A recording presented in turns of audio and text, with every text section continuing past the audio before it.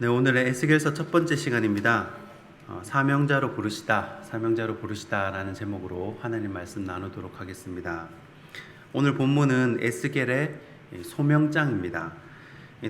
대부분의 선지서에는 처음에 소명받는 부분을 기록해 놓은 소명장이 있습니다. 모세 같은 경우는 출애굽기 3장이 소명장이고, 또 이사야 같은 경우는 이사야서 6장이 소명장이고, 또 에스겔 같은 경우는 오늘 본문을 포함한 1장부터 3장까지를 소명장으로 봅니다. 이 사명자는 하나님의 부르심이 있습니다. 부르심이 없이는 자기 부인의 길을 가기 어렵기 때문입니다.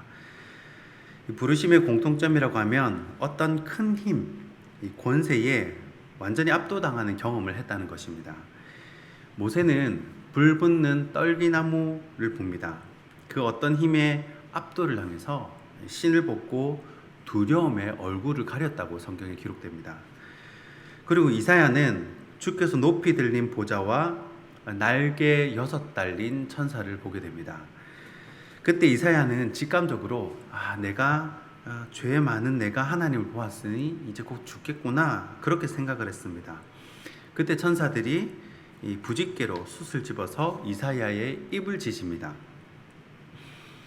아무튼 이사야도 이 천상 어전 회의에 압도를 당합니다. 사도 바울도 신약에 넘어와서 사도 바울도 마찬가지죠. 다메섹으로 가는 길 위에서 예수님의 음성을 듣고 압도를 당합니다. 그 혈기 많고 다혈질인 이 사도 바울도 주님의 권위에 뒤집히게 됩니다. 에스겔도 비슷한 경험을 합니다. 환상을 보는데요, 그 내용이 앞선 1장에 자세하게 설명이 됩니다. 제가 1장을 여러 번 읽어보고 에스겔 1장을 묘사한 그림을 인터넷에서 한번 찾아봤습니다. 그런데 그림들이 하나같이 다 똑같지는 않았습니다. 세상에서 볼 수 없는 천상의 일들을 이 말로, 언어로 표현을 하려니까 언어의 한계가 있어서 아마 비슷하게 이 에스겔 표현한다라고 했지만 아마 온전하게 표현하지는 못했을 겁니다. 분명한 사실은 에스겔은 그 환상에 몸을 가눌 수 없는 그런 엄청난 힘을 느꼈다는 것입니다. 저도 초등학교 5학년 때인지 6학년 때인지 그때 환상을 본 적이 있습니다. 예수님이 가운데 계시고 좌우에 천사가 나타나는데 너무 두려워서 쳐다보지를 못했습니다. 바로 엎드렸죠. 그 권세, 그 권위에 얼굴을 들 수가 없었습니다. 직감적으로 이제 가운데 서 계시는 분이 예수님인 줄 알죠. 신기하게 다 압니다. 알아요.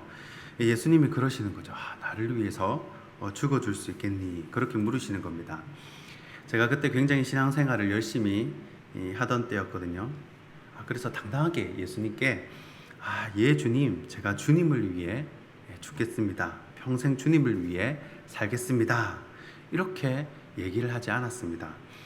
그렇게 말하면 곧 바로 죽을 것 같았기 때문입니다.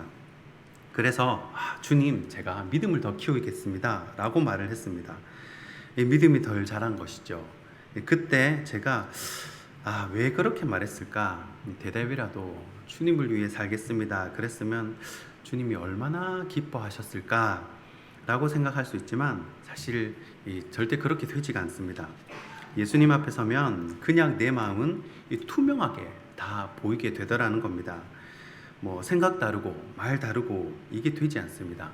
그냥 마음과 생각이 다 투명해져서 다 비치게 됩니다.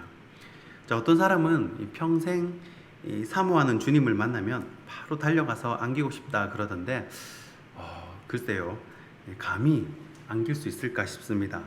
이사야도 벌벌 떨고 죽겠다 그러고 모세도 무서워서 얼굴을 가리는데 주님이 나타나셨을 때 그 위엄, 그 권세는 언어로 표현할 수가 없습니다. 에스겔 앞에도 주님이 딱 나타나십니다. 아마 에스겔도 이 손발에 맥이 탁 풀렸을 겁니다. 서 있지도 못했을 겁니다. 그래서 일어서라 이러죠. 너 일어서라. 하지만 이 일 이후로 에스겔은 선지자의 삶, 사명자의 삶을 살아가게 됩니다. 그러면 사명자는 어떤 사람인지 오늘 본문을 통해서 알 수가 있겠죠. 이 사명자 그러면 우리나라에 뭐 사명자 학교도 있고 사명자 훈련도 있고 사명자에 관한 책도 많이 있습니다. 그러면 도대체 사명자에는 어떤 속성이 있는가? 에스겔을 사명자로 부르셨는데 사명자가 뭐 하는 사람인가? 차례대로 살피겠습니다. 첫째는 사명자는 연약한 자라는 겁니다. 오늘 본문 1절 말씀입니다. 그가 내게 이르시되 인자야 내 발로 일어서라 내가 내게 말하리라 하시며. 아멘.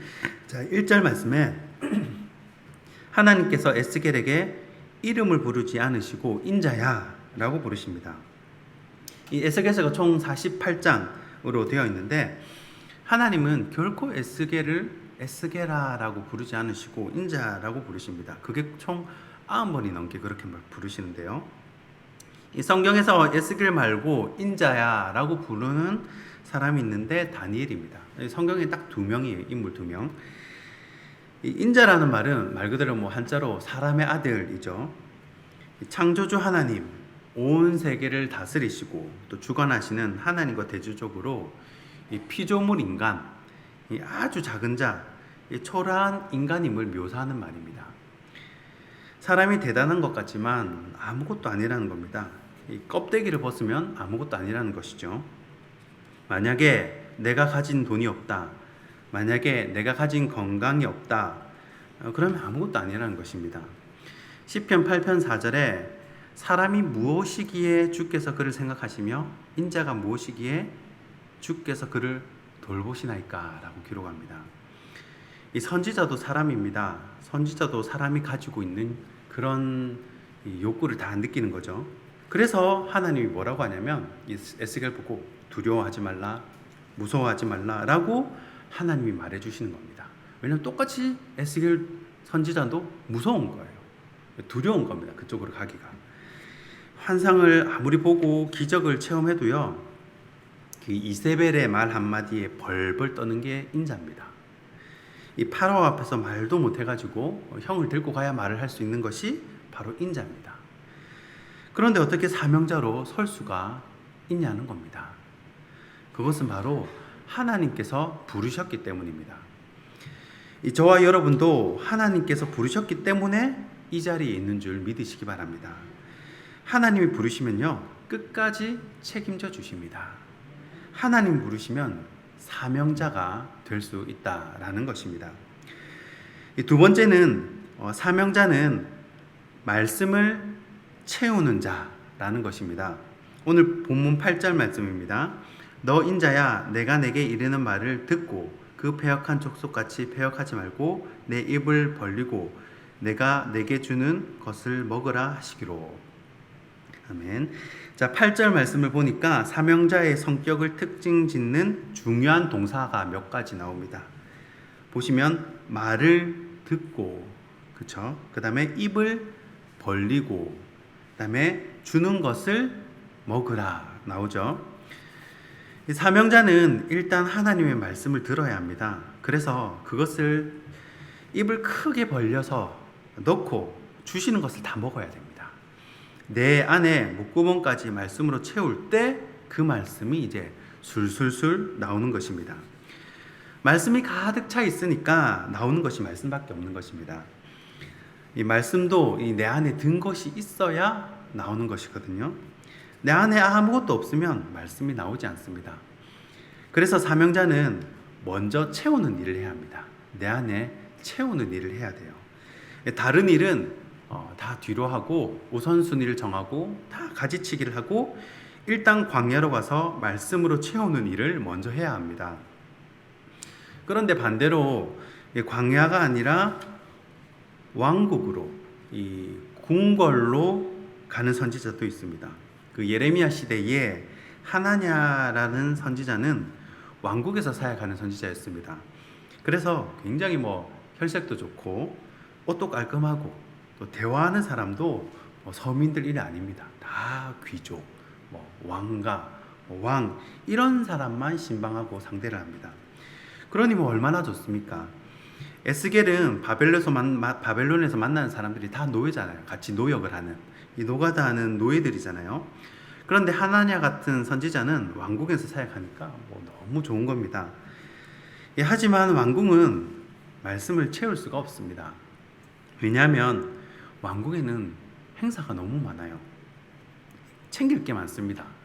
그래서 뭐 생일 하나 챙길래 해도 왕 생일 챙겨야 되죠. 뭐 맷줄을 준비할 거 아니에요. 또 왕자들 다 또 챙겨야 되죠. 또 왕비 챙겨야 되죠. 또 뭐 귀족들 챙겨야 되죠. 또 무슨 행사 이러면 말씀을 채울 시간이 없습니다. 그런데 광야에는 행사가 없어요. 오로지 두루마리 성경 한 권 들고 가가지고 하나님의 음성에 집중할 수가 있다는 것입니다. 이 사명자는 말씀을 먼저 채우는 자라는 거예요. 먼저 채워야 쓰임을 받는다라는 것입니다. 이 세 번째는 사명자는 좁은 길을 가는 자라는 것입니다. 오늘 본문 10절 말씀입니다. 그가 그것을 내 앞에 펴시니 그 안팎에 글이 있는데 그 위에 애가와 애곡과 재앙의 말이 기록되었더라. 아멘. 자, 에스겔이 받은 말씀이 조금 호감이 가는 말씀은 아닙니다. 애가, 애곡, 재앙 이런 말씀을 들고 가야 하는데 세상에 어느 누구도 이 바른 말 해서 좋아할 사람은 별로 없습니다. 이 살이 좀 쪄 보여도 목사님 딱 보기 좋습니다. 그래야 기분이 좋지. 운동을 해야겠는데 이러면 이제 힘들어지는 거죠.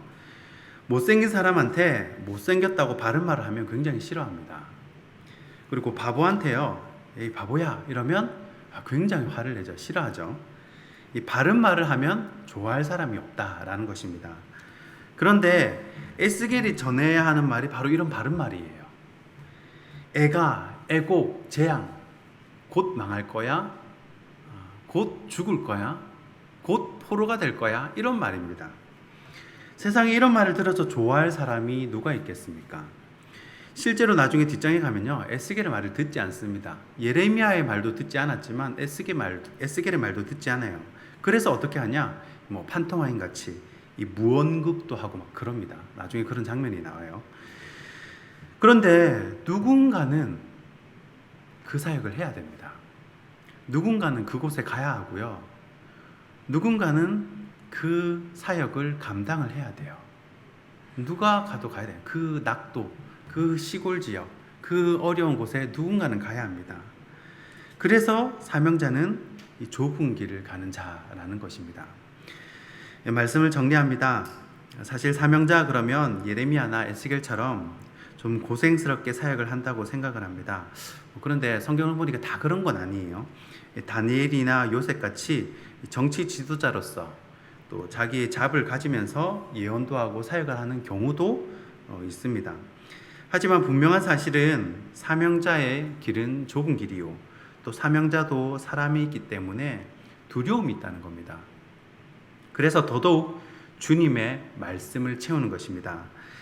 사랑 안에 두려움이 없고 온전한 사랑이 두려움을 내쫓나니. 우리는 사명자로 부르심을 받았습니다.